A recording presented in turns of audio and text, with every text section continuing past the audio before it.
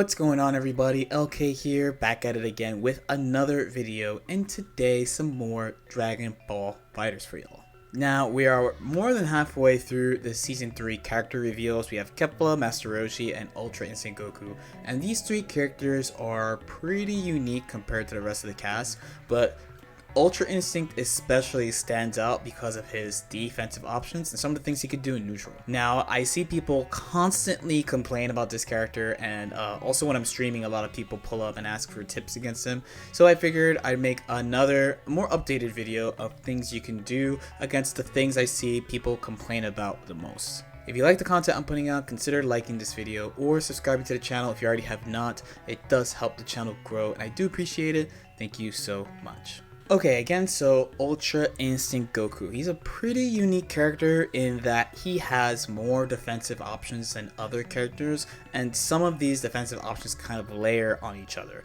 On top of that too, it is Ultra Instinct Goku, so they wanted him to be approachable, easy for people to pick up. So a lot of his combos are pretty easy, and he has a overall good, easy to use moveset.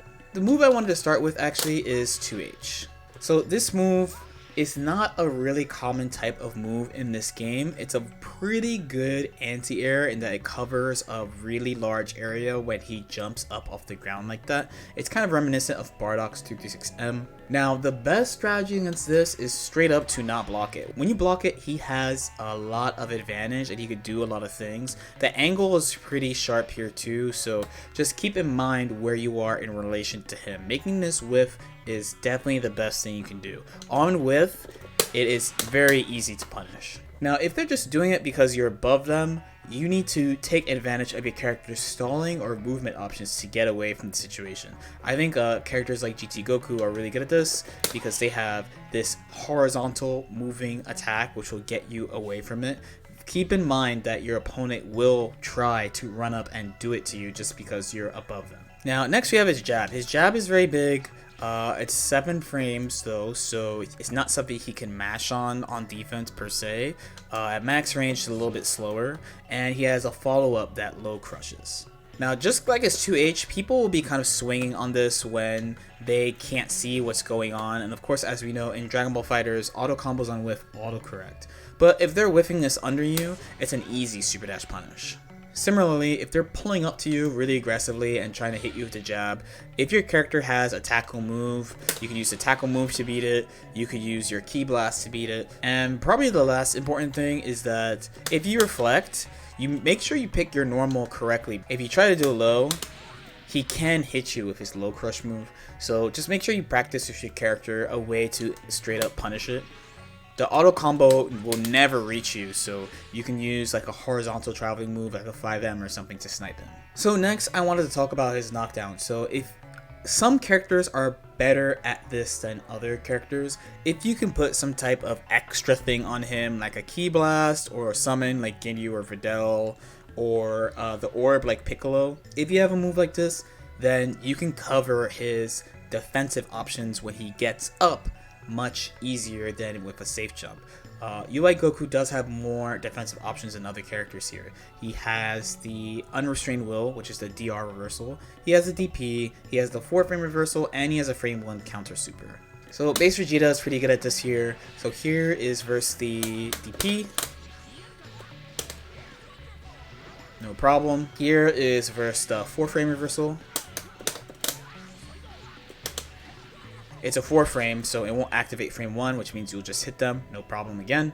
This is versus the counter. Now the counter activates here. If you hit it with like a safe jump, it will just hit, but because you're hitting with not a physical attack, he appears like that. So what that means is, you can do something like this. And if it activates, you 2H him.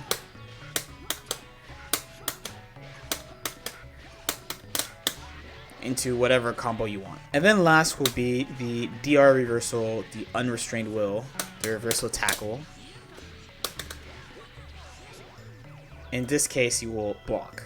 Now, specifically talking about this move, there are a few ways you can deal with it. In this example here, I will 2H the reversal.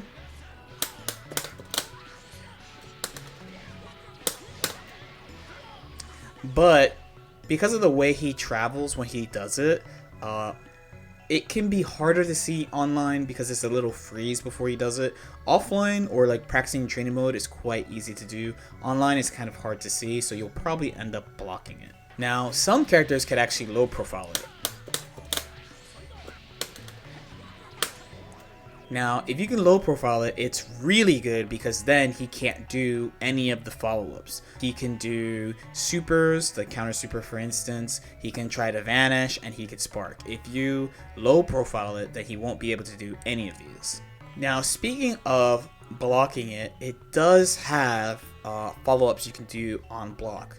Here I have a recording set with his DP because his DP works the same as the tackle reversal. They can all be followed up by supers, vanish, etc. But the cancel window is extremely small, so you can do things about it. Now, in my original video, I recommended using dash OS. So by dashing here, if you just mash normally, you're going to get hit by the various follow-ups that he'll try to do. It could be kind of hard to react to everything. Like sometimes you get hit, again this is set to random. But other times things like this will happen. Now if you use dash OS here, which is dashing and then blocking, you'll have time to see what's going on. You'd have to wait for the vanish first. It could be a little hard to do if you don't practice. But a more recent strategy has been to use Dragon Rush after blocking these moves, because if he does a counter, you can just grab him. If he does nothing, you can just grab him. And if he vanishes, the screen will freeze, and you could 2H no problem. I find this to be much easier than Dash OS, especially if you're playing online. Now next we have to talk about the +2 situation with him, because he is very, very, very strong in this situation. And when I say +2, I mean you put him in +2. So for instance, you vanish or he does his 236L. He has a 4-frame reversal, which is pretty common in the game, but his is much, much harder to deal with than other characters. And he's safe and he's airborne. If you're blessed enough to play base Vegeta, you could just do this and you'll be safe.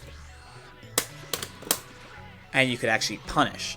But he's the only character who can do this because he has the fastest total duration on his jab in the whole game. If you're any other character, your jab will get hit by the 4-frame. So in general, what do you do then? You can use your character's 4-frame reversal against him. Or if your character does not have a 4-frame reversal, you kind of have to play a guessing game, but a really safe choice would be to super jump. When you jump, it'll whiff. And you'll be able to punish with basically whatever you want. Now, the nice thing about super jumping is that you get away from other options that they can do. So for instance here, I use my super jump to move away from the jab, but when you do vanish, his jab will actually reach most, if not all, characters. But this also leads us into why this move is so important as well. So this 236L also puts you into that same +2 situation. But the difference is there's a little freeze here, like there is not much hit stop on this move, so it can be kind of hard to react to as a defender. Even though he is -2, aka you're +2, he can still try to do the 4-frame to you and then enforce the rock, paper, scissors game. Again, I do recommend super jumping as a nice default option to kind of keep him down. Now what happens is if you engage in this guessing game, then he gets to do a lot of stuff. So for instance, if you respect a 4-frame here, he gets to do this, that's plus. He gets to jab. So even though you're blocking a move that's negative, he's taking his turn. So by adding this jump into the selection, especially after this move, he can't really chase you very well. 2H doesn't reach either. Now next is if you block the 4-frame, what to do. Again here, I generally recommend Dash OS.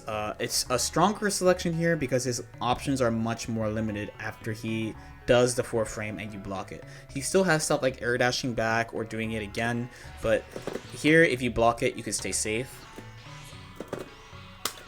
And if he does the air one and whiffs, you get a punish. Okay, hopefully these things help.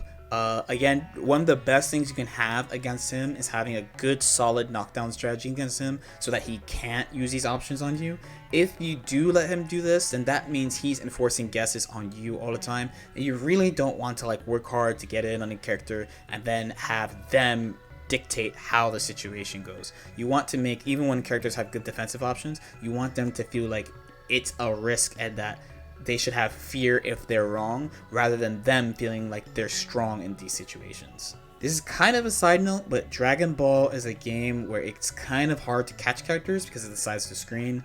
So putting all this work to like get in on a character and then having your opponent be like, well, I don't care, I'm strong even though you caught me, is definitely hard times. It feels bad. So again, hopefully these tips help.